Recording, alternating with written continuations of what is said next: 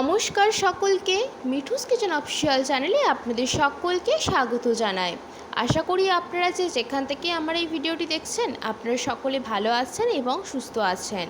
এই অতিরিক্ত গরমে রোজ রোজ তেল মশলাদার খাবার খেতে আমাদের কারোরই ভালো লাগে না, তাই ভাবলাম আপনাদের সাথে একটি স্বাস্থ্যকর ব্রেকফাস্ট রেসিপি কিংবা ডিনারে বানিয়ে খেতে পারবেন একটি রেসিপি শেয়ার করে নিই। তাহলে চলুন রেসিপিটি শুরু করা যাক।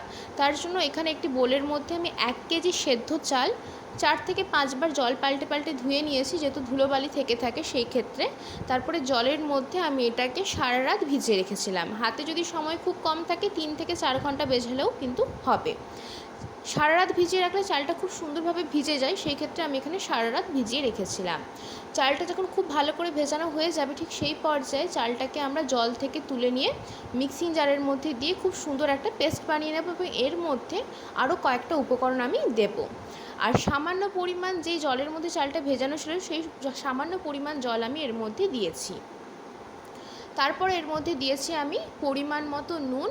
এখানে অতি অবশ্যই করে এই রেসিপিটা পুরোপুরি নিরামিষ, সেই জন্য এখানে আমি আদা দিয়েছি বেশ সামান্য পরিমাণে, 4 থেকে 5 টুকরো আদা দিয়েছি। ঝালটা যে যেমন খেতে পছন্দ করেন সেই মতো দেবেন। এখানে আমি 4টে কাঁচা লঙ্কা দিয়েছি। আপনারা যদি ঝালটা খেতে বেশি পছন্দ করেন সেই ক্ষেত্রে বেশি পরিমাণে লঙ্কার ব্যবহার করতে পারেন। তারপরে দিয়েছি বেশ অনেকটা পরিমাণে কোরানো নারকেলটা দিলে কিন্তু টেস্টটা অনেকটা বেশ চেঞ্জ হয়ে যায় এবং খেতেও ভালো লাগে, সেই জন্য এখানে অনেকটা পরিমাণে কোরানো নারকেল দিয়ে ঢাকা দিয়ে খুব সুন্দর করে একদম গাঢ় করে একটা পেস্ট আমি এখানে তৈরি করে নিয়েছি। তারপরে একটি বোলের মধ্যে ছোটো বাটির 1 বাটি এখানে নিয়েছি ছোলার ডালটাকে 2 থেকে 3 বার মতো আমি জল পাল্টে পাল্টে একটু ধুয়ে নিয়েছি। ধুয়ে নেবার পরে ডালটাকে আমি প্রায় 3 থেকে 4 ঘন্টা মতো ভিজিয়ে রেখেছিলাম। যখন একদম ডালটা ভালো মতো ভিজে যায়, একদম নরম হয়ে যায়, ঠিক সেই পর্যায়ে আমাদের দেখুন ডালটা খুব সুন্দরভাবে কিন্তু ভিজে গিয়েছে। এইখানে আমি এবার এই ভেজানো ডালটাকে জল থেকে ঝরিয়ে নিয়ে আমি মিক্সিং জারের মধ্যে দিয়ে দেব। আমরা এর সাথে কিন্তু একটা কোকোনাট এবং ছোলার ডাল দিয়ে একটা চাটনি বানিয়ে নেব, যাতে করে আমাদের এই নাস্তার রেসিপির সাথে খেতে বেশ ভালো লাগে। সেই ক্ষেত্রে এখানে আমি মিক্সিং জারের মধ্যে বেশ খানিকটা পরিমাণ কোরানো নারকেল দিয়েছি। নারকেলের পরিমাণটা একটু বেশি দিতে হবে, তবে টেস্টটা খুব ভালো আসে এই চাটনির।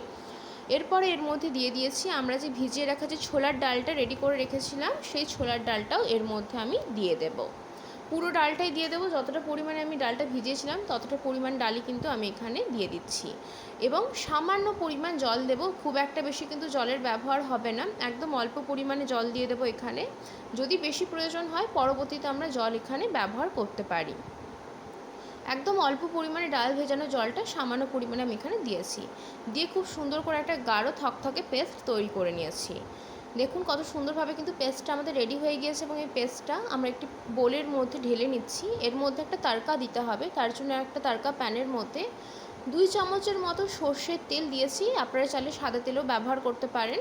তেলটা খুব ভালো করে গরম করে নিতে হবে। তারপর এর মধ্যে দিয়েছি 4টে শুকনো লঙ্কা এবং দিয়েছি ছোটো চামচের 1 চামচ মতো এখানে কালো সর্ষে, বেশ খানিকটা কারি পাতা দিয়ে খুব সুন্দর করে যখন এই ফোড়নটা ভাজা হয়ে আসবে তখন কিন্তু একটু নাড়াচাড়া করে আমরা যে চাটনিটা বানালাম ছোলার ডাল আর নারকেলে, সেই চাটনির মধ্যে তাড়কাটা কিন্তু দিয়ে দেবো। ভীষণ সুন্দর লাগে চাটনিটা খেতে, যে কোনো পরোটার সাথেও কিন্তু বেশ ভালো যায় এবং ধোসার সাথেও খুবই ভালো লাগে। এরপর আমি পরিমাণ মতো নুন দিয়ে খুব সুন্দর করে চাটনির ব্যাটারটাকে একদম রেডি করে নিয়েছি। এটা কিন্তু রেডি টু সার্ভ, যে কোনো ইডলি বলুন ধোসা বলুন সব কিছুর সাথে এই চাটনিটা সার্ভ করতে পারেন, খেতে দারুণ হয়। বাড়িতে অবশ্যই করে চাটনির রেসিপিটা একবার ট্রাই করে দেখতে পারেন এই নাস্তার সাথে। তারপর আমরা যে চালের ব্যাটারটা রেডি করে রেখেছিলাম, চালের ব্যাটারের কনসিস্টেন্সিটা আপনাদেরকে দেখিয়ে দিচ্ছি। এরকম থকথকে ঘন হবে, খুব বেশি পাতলা হবে না। এরপর আমি একটি তাওয়া বসিয়েছি ননস্টিকের। তাওয়ার ওপরে আমি 1 চামচ তেল দিয়েছি, একদম সামান্য পরিমাণ তেলে হয়ে যায়। তেল না দিলেও চলে, কিন্তু প্রথমটা একটু পরিমাণ তেল দিলে বাকিগুলোতে আর তেল দিতে হয় না। তারপরে একটা মেজারমেন্ট কাপ বা বাটি নিয়ে নেবেন, সেই বাটি মেপে 1 বাটি এখানে চালের ব্যাটারটা দিয়ে দিয়েছি। তারপরে আপনারা একটা যে কোনো তেজপাতা বা তালের যে পাতা হয় সেই তাল পাতার সাহায্যে এইভাবে আমরা যেভাবে গোলা রুটি মেলে থাকি ঠিক সেই পদ্ধতিতে এটাকে আমি এখানে মেলে দেব। গ্যাসের ফ্লেমটা একদম মিডিয়াম টু লোতে থাকবে, যাতে করে যখন আমাদের ওপর দিকটা একদম শুকনো হয়ে যাবে নাস্তাটা ততক্ষণ অবধি আমাদেরকে অপেক্ষা করতে হবে, যতক্ষণ না অবধি এটা তাওয়াটা ছেড়ে আসছে। তারপরে অপর দিকটা পাল্টে দুটো দিক খুব ভালো করে ভেজে নেব। ভীষণ সহজ একটি রেসিপি, যারা প্রথমবার বানাবেন বলে ভাবছেন তারাও বানিয়ে ফেলতে পারবেন, চটজলদি হয়ে যায়, বাচ্চাদেরকে টিফিনেও বানিয়ে দিতে পারেন। এই অতিরিক্ত গরমে এরকম হালকা ফুলকা খাবার কিন্তু বেশ ভালো, শরীরের পক্ষে চটজলদি তৈরিও হয়ে যায়, খেতেও সুস্বাদু এবং বানাতেও সহজ। সেম পদ্ধতিতে আমাদের কিন্তু আরও একটা আমি এখানে বানিয়ে নিচ্ছি। আগেরটা আমার তৈরি হয়ে গিয়েছে, আমি একটি পাত্রে তুলে রেখে দিয়েছি। সেম পদ্ধতিতে একটি মেজারমেন্ট কাপ বা বাটির সাহায্যে ব্যাটারটা আমি ফ্রাইং প্যানের ওপর দিয়ে দিয়েছি তাওয়ার ওপরে। এরপরে একটা তেজপাতার সাহায্যে খুব সুন্দর করে কিন্তু এই ব্যাটারটাকে মেলে দেব। সাইজটা আপনারা ছোট বড় করতে পারেন, আমি এখানে মাঝারি সাইজ করছি, সেই কারণে ব্যাটারটা একটু কম দিয়েছি। খুব বেশি কিন্তু পাতলা হবে না, একটু মোটা হবে এই নাস্তাগুলো খেতে।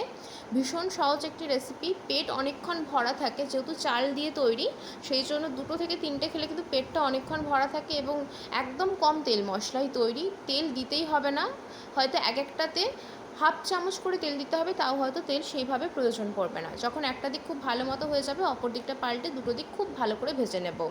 আজকের রেসিপি আপনাদের কেমন লাগলো অতি অবশ্যই করে কমেন্ট করে জানাবেন। যদি ভালো লেগে থাকে অবশ্যই করে আমার চ্যানেলটিকে সাবস্ক্রাইব করবেন, লাইক শেয়ার কমেন্ট করতে ভুলবেন না।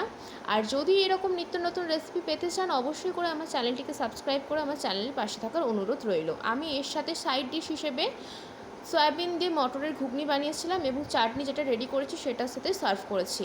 রেসিপি কেমন লাগলো অবশ্যই জানাতে পারেন কমেন্ট করে। যদি ভালো লেগে থাকে অবশ্যই করে চ্যানেলটিকে সাবস্ক্রাইব করে দেবেন। আর এই রেসিপিটি এই অতিরিক্ত গরমে একবার হলেও ট্রাই করে দেখার অনুরোধ রইল। কেমন লাগলো অবশ্যই জানাবেন।